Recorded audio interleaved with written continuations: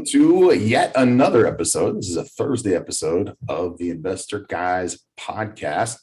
How was your Wednesday there, Bill? My Wednesday was amazing. As you know, it was my birthday yesterday. So on Wednesday, so that was cool. I turned 38. Happy birthday. Thank you, sir. Oh, so yeah, it was a fun day. It was a fun day. And hey, we got some great stuff to talk about today. I know that before we got started today, you and last week or last show, we were yakking about Ohio and Cleveland and Akron, and you had some great numbers that we didn't have time to get into last show, and about the economy up there and our demand in our market. And so let's get into that today if you've got those available. And, I do, rock and roll with it. What I've got is not just information that backs up what a great market it is for investing and why. But I had some pretty cool little interesting tidbits as well. Now, one of the most important things for us as investors, in addition to having a good strategy, and we look at cash flow strategies in Cleveland, but Cleveland had a 19% year over year improvement in property value just in 2021. And it is impressive. It is projected to do another more than 13% next year, 2022. This is according to Crane's Cleveland Business.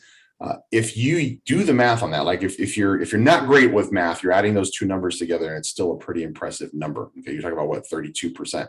But when you know how to do math, you realize that's actually almost a 35% increase in value on your property in just 2 years. So considering that these are properties that we're buying for around the $100,000 and less range, okay, we're putting 20% down on these properties. In 2 years, we have made more appreciation. We have built more equity than the down payment on our property. So almost 35% in 2 years is huge. It's very, very significant. When we're talking about, a $100,000 property, we're not talking about a big dollar amount. But when you start talking about putting together multiple different properties on top of this, I mean, this is something I had to explain to my wife when we first got married. She's like, so you're only making what, $12,000 a year? What's the use? It's $12,000 a year on a $20,000 investment. And if I'm investing $100,000, I'm making $50,000 a year for not doing anything. If I'm investing $200,000 a year, I'm making $100,000 a year for not doing anything. So you have to understand it is a scalable type of thing that you have to look at. Yep. Now, a couple of other things here. 50% of the properties, over 50% of the properties in Cleveland are rented. They are rentals. That means in less than 50% of the properties are actually owner occupied. For us as real estate investors, especially looking at cash flow strategies, that is hugely significant. Are you familiar with there's a site called Gig? Hang on a second here. I'll tell you exactly what it is. Gig Launch. No, I'm not. Gig Launch talks about different projects you can do, different things you can do, pretty much from sitting on your butt at home, not having to do too much. They're always advertising for things like DoorDash and things like that. Gig Launch named Cleveland as one of the best cities to invest in Airbnb. The average income from a Airbnb in Cleveland is $2,200 a month. Now, I did some quick math before we got on. Given what we can purchase properties for in Cleveland, $2,200 a month still puts us at 50% and greater annual ROI just doing Airbnbs. Airbnbs in Cleveland. I'll tell you what, honestly, that was something that I do Airbnbs, but I do them in vacation spots. Cleveland, right over my head until I read not just this one on Gig Launch, but there's about 30 other articles about Airbnbs in Cleveland. So another strategy to consider when we are in Cleveland. Because you don't think of Cleveland as a don't think of Cleveland spot. But you know what? It is a busy. But it's on the lake.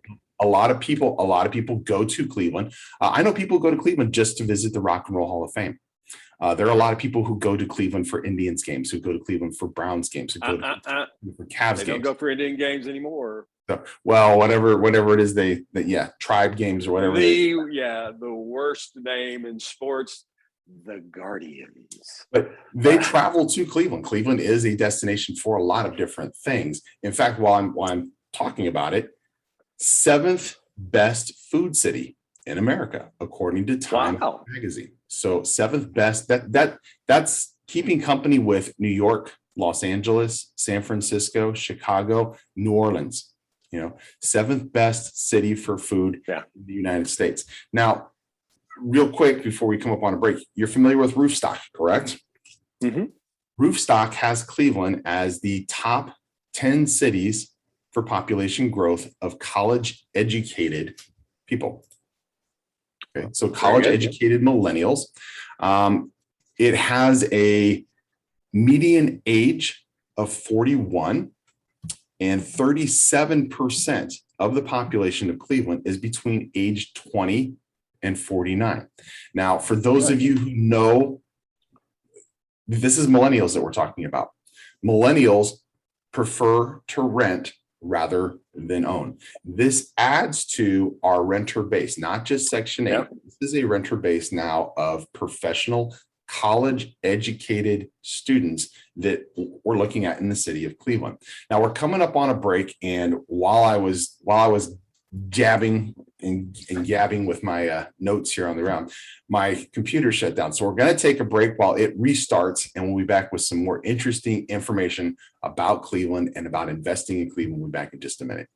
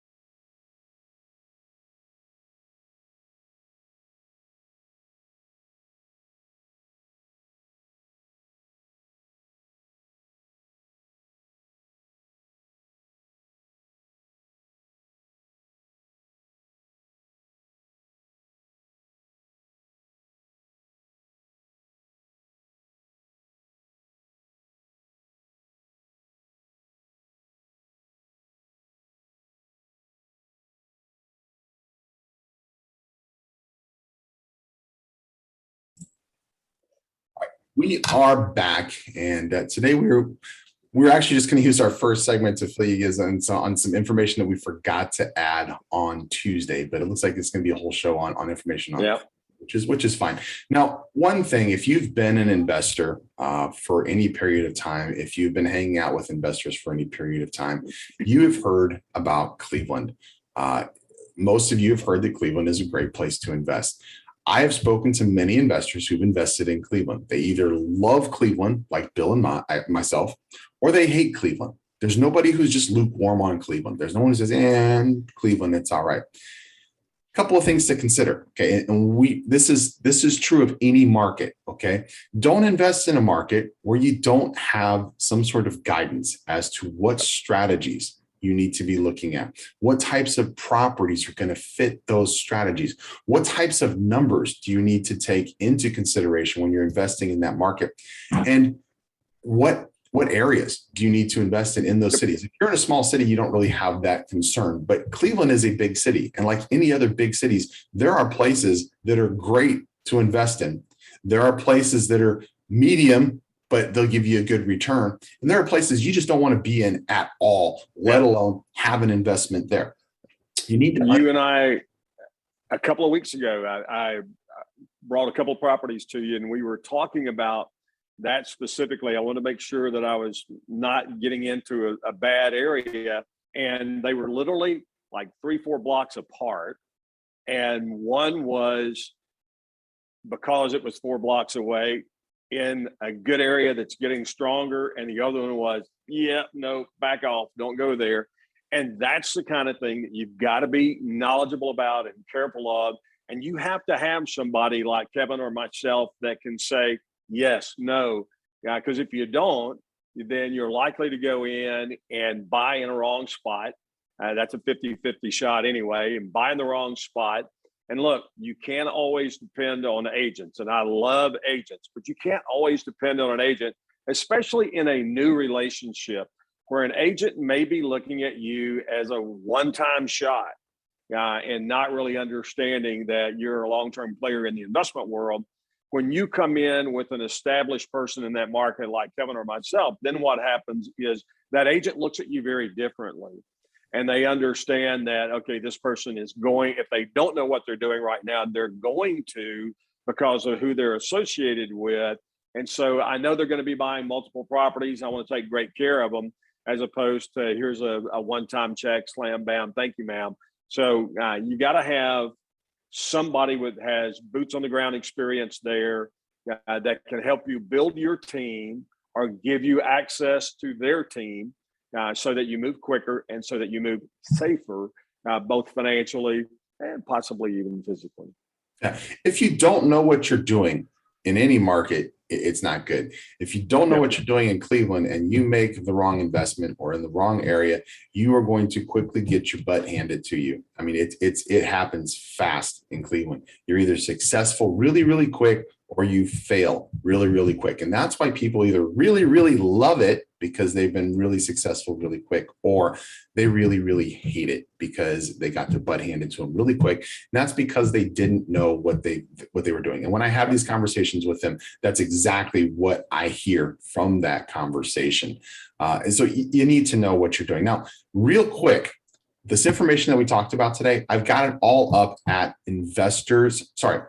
realestatebuyersevent.com. I almost gave Investors Guys podcast. realestatebuyersevent.com. All of this and more. There's even a little interesting article there that I put up there just because we've got Halloween coming around about all the interesting people that are buried in Cleveland. And that includes Alan Freed, who coined the term rock and roll. Rock and roll, yeah. Yes. Who else was there? John D. Rockefeller, President Garfield, whatever's Garfield is lots of famous people in Cleveland. Cleveland used to be the richest city in America.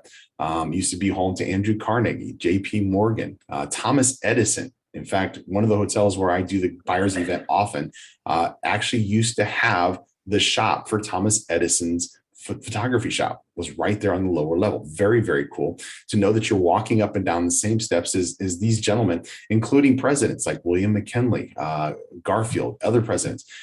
amazing city, fun place to be. If you're going to be someplace and you're going to invest, you might as well enjoy where you're going to be as well. Cleveland does have a lot to offer. Real quick, before we kind of wrap up here,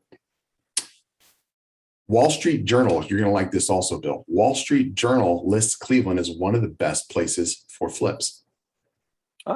Sweet. Flips and rehabs. Like it.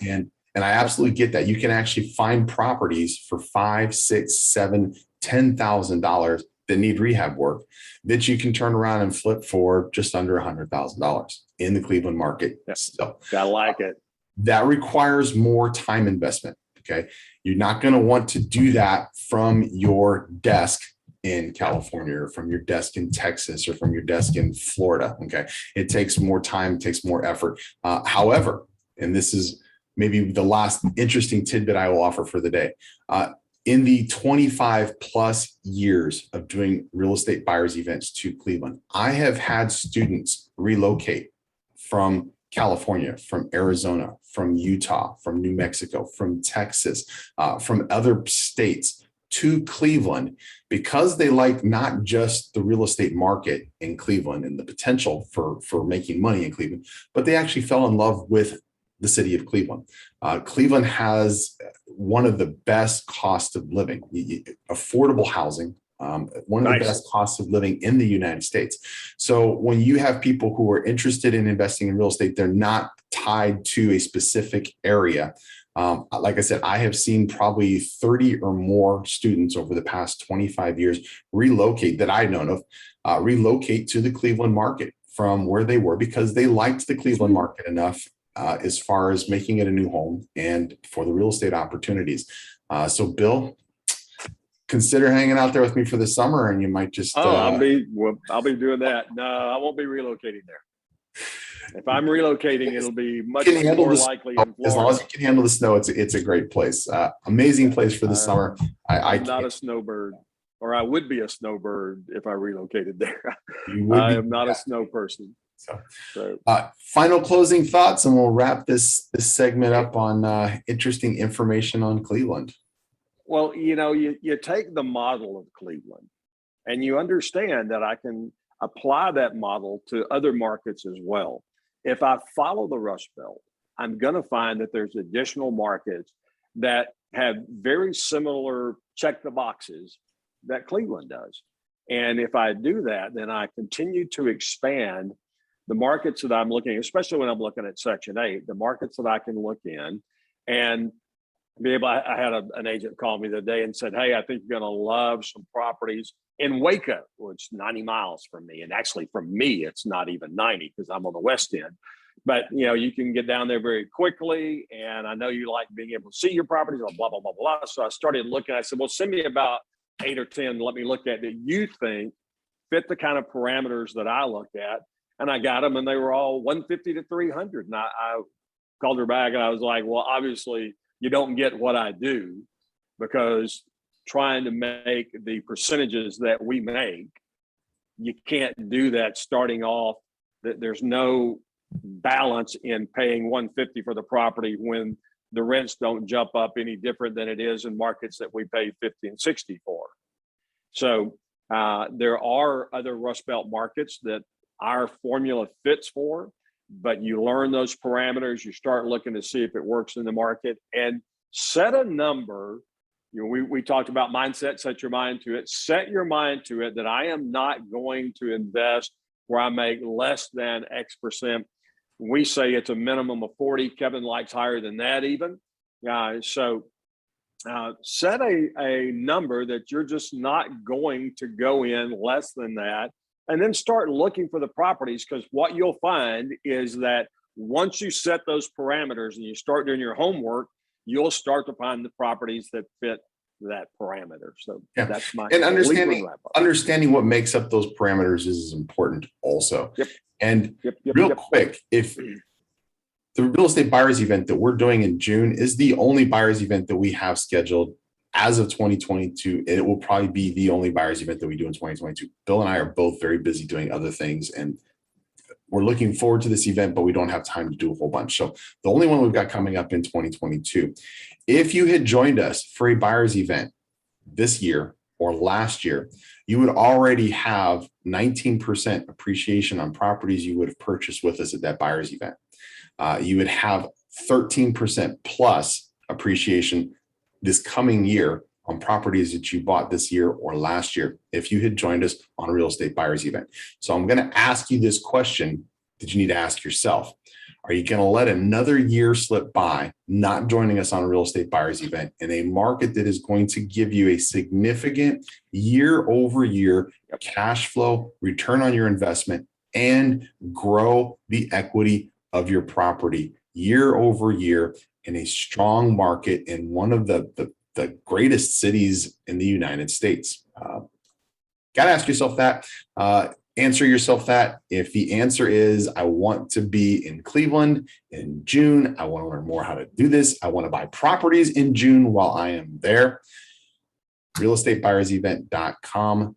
Thank you for joining us, Mr. Barnett. If I don't talk to you tomorrow, have a great weekend. I can't imagine that you wouldn't, but thank you, sir. You guys have thanks everybody for joining us. A great day and happy investing. See you now.